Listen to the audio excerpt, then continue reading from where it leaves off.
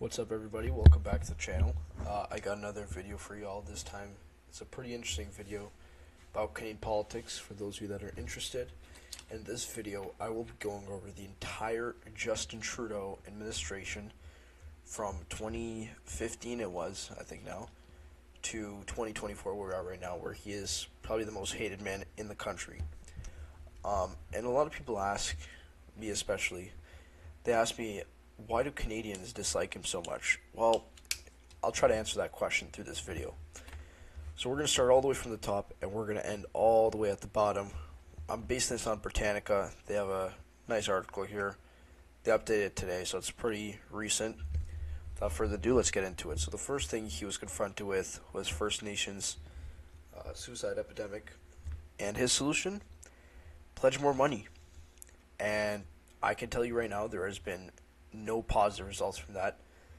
His administration just loves pledging money for the sake of it, which has zero value because it's not actually addressing the root cause.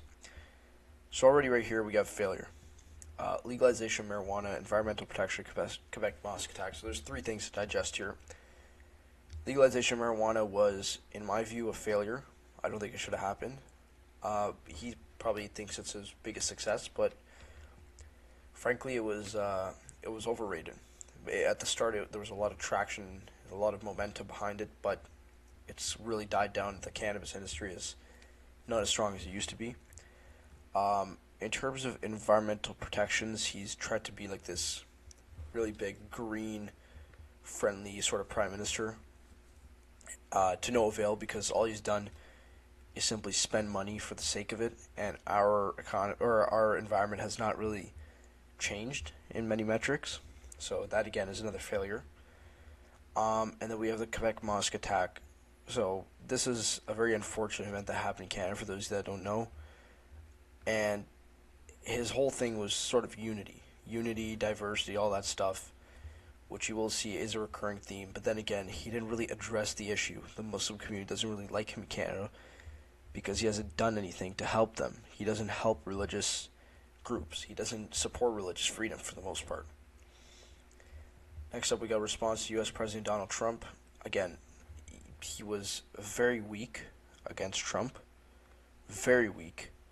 So for example, when Trump did the whole refugee ban from Iran, Iraq, all these countries, he said, to those fleeing persecution, terror, and war, Canadians will welcome you regardless of faith. Diversity is our strength. This is his whole line. Diversity is our strength. But he doesn't do anything to actually help it, except just bring in record amounts of people from different countries and says that's diversity. That's not diversity. That's just bringing in votes. That's all it is. And then again, he had the whole NAFTA issue, which changed the UMCA. By the way, that was a U.S. favor, or U.S. supporting, not U.S. supporting, but rather it helped the U.S. more than it did Canada. And let's be honest, he was very weak with the U.S. He was very weak. He didn't stand up for Canada. He didn't stand up for our rights. He didn't help cooperate with the U.S. He was very uncooperative for the most part. He used to talk trash about Trump, which sort of did sour relations. So again, he's not a good leader on the world stage. Now we're getting to scandals now. So SNC-Lavalin, for those of you that don't know, he tried to get involved in the prosecution of SNC-Lavalin. He tried to get the government involved, and essentially, for those of you that don't know, he just basically didn't deal with it well.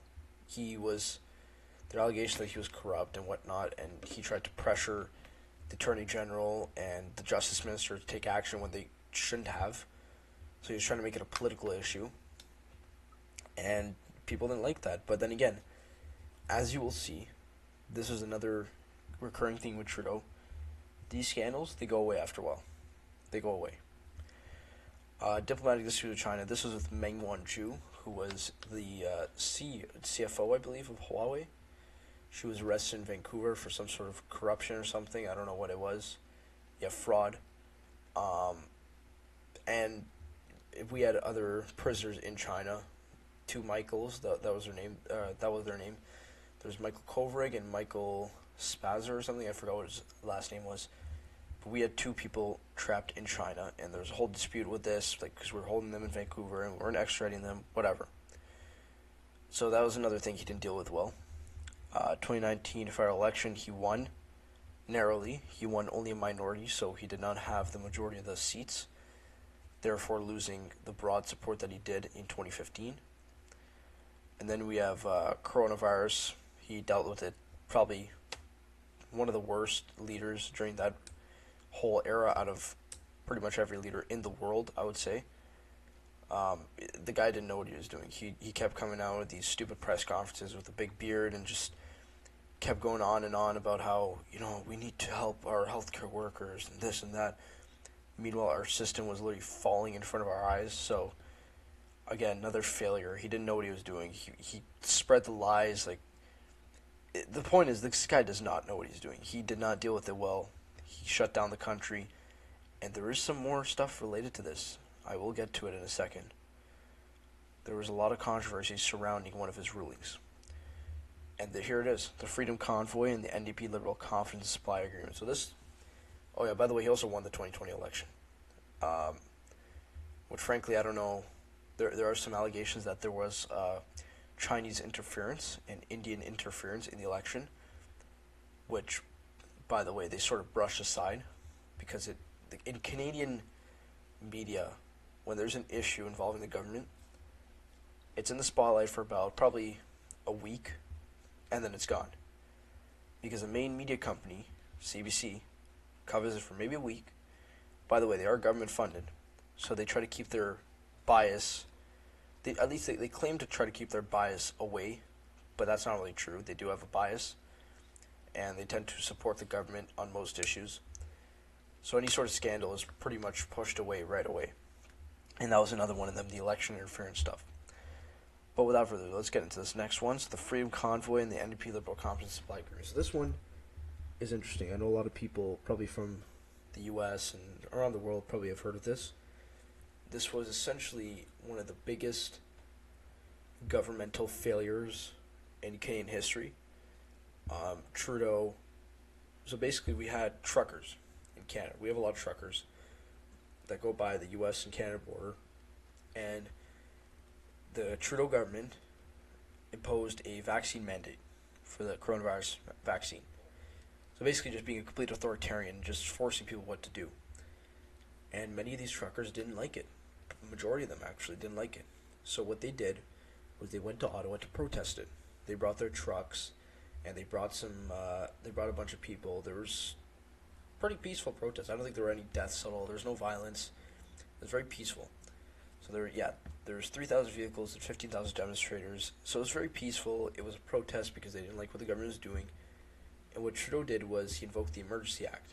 And essentially this allowed the police, and I believe some sort of, I think it was another entity as well. I'm not sure if it was the RCMP or if it was the OPP, but they had the right to now remove these protesters by force. And what he did was also freeze the bank accounts of many of these people. They also charged many of them, many of the organizers, for, I don't even know what it was, the charges, but there was some sort of weird charges. There was a lot of weird, shady stuff going on. And many people spoke about it for about, I would say probably 2 months, because this is a pretty big deal at the time.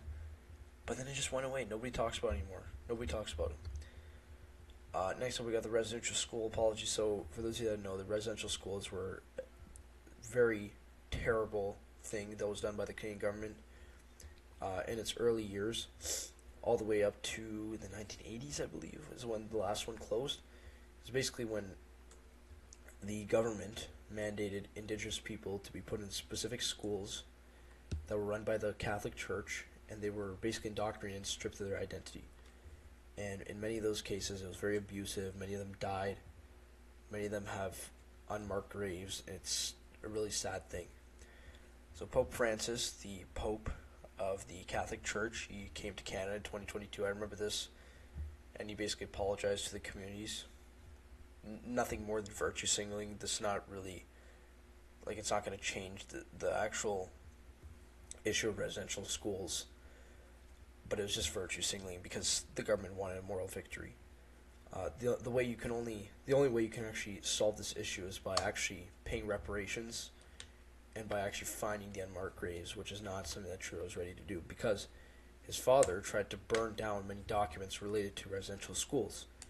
For those of you that don't know, so this is a very corrupt family. There's a lot of weird stuff going on, and this guy is by far, it's not even close, the worst prime minister in Canadian history, arguably one of the worst leaders in the 21st century. I mean, you just look at his record, and there is nothing that he has done that has been good. Now, there is some good signs. Recently, there was talk about there potentially, I'm not saying for sure, but there potentially being a 2024 election in Canada, which would be pretty major, but I think it's too late now. I don't think it's going to happen because Jagmeet Singh, who is the NDP leader, I forgot to address that. He has a coalition with the NDP, the New Democratic Party, which is essentially a socialist slash borderline communist party. They are in an agreement with the Liberal government, which keeps them in power until 2025. But there is talk that the NDP may abandon this deal because they are not content with what's going on. And also, Jagmeet Singh has met his 6 years in government, which gives him pension. It gives him the pension that he has for life for all the MPs. So he may actually trigger an election, but I don't think it'll happen. I wish it did, but it won't. What we do know, though, is that this guy's going to lose in 2025. There's no doubt about it, unless they change leaders and something drastic happens. But let's call it a spade a spade. This guy is by far the worst prime minister in history, and there's no reason why he should ever be in Ottawa ever again. Let me know what you guys think down below. I know a lot of Canadians are going to agree with me. I try to keep my political bias aside, but this is one video I just couldn't. Like, you look at anybody on the political spectrum, everybody hates him. Whether you're on the far left, or whether you're on the far right, whether you're in the middle, whether you're conservative, liberal, whatever it is. I mean, nobody likes this guy. He is just awful. But I want to hear what you guys think. Drop a comment down below. Make sure to like and subscribe, and I'll see you on the next one.